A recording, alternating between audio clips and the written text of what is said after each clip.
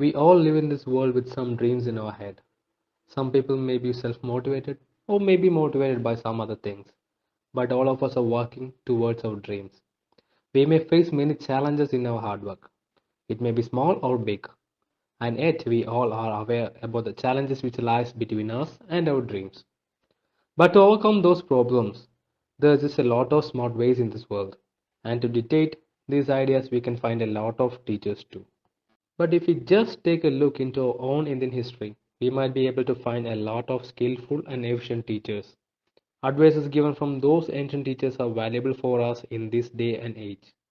Out of those ancient teachers, one of the most brilliant and multi-talented teacher was Acharya Chanakya. Yes, Chanakya. You may be familiar with the name Chanakya. But who really is Chanakya and how his documented scriptures written by the Guru will be beneficial to our day-to-day life? Born in 4th century BC in India, Chanakya was also known as Krishnagupta and Kaudalya. Through the centuries, scholars have described Chanakya as a rare mastermind who became an expert in varied and specialized fields like management, economics, politics, law, leadership, and several others. He was responsible for bringing down Nanda dynasty and establishing his able student Chandragupta Maurya on the throne as the emperor. Hence he is called the kingmaker. He was also credited for masterminding the defeat of Alexander in India, who was on his march to conquer the world. As a political thinker, he was the first to visualize the concept of a nation for the first time in human history. He documented his lifelong works across two scriptures, Kaudalya's Arthashastra and Chanakyanidhi. The Arthashastra includes 6,000 sutras, which were documented across 15 books, 150 chapters, and 180 topics. The Arthashastra, when literally translated, means scripture of wealth, but it contains the knowledge about every single object under the sun. It's a knowledge of wealth and a wealth of knowledge.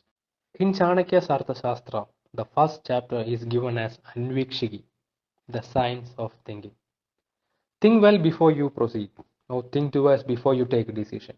I'm sure we all have heard this advice 1,000 times in our life. But does anyone, but does anyone give us any ideas on how to think? Yes, the process of thinking includes some systematic ways too. There is a saying that to become a king, you should start thinking like a king. The graph of life won't be a straight line always. There occurs a lot of ups and downs in our life. The way we handle those situations is purely based upon how our mind works.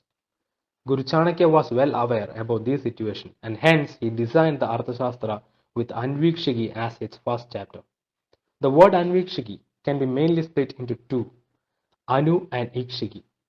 Anu means the smallest part and Ikshiki means the person who wishes to know. Anvikshiki means the person who wants to know even the smallest part.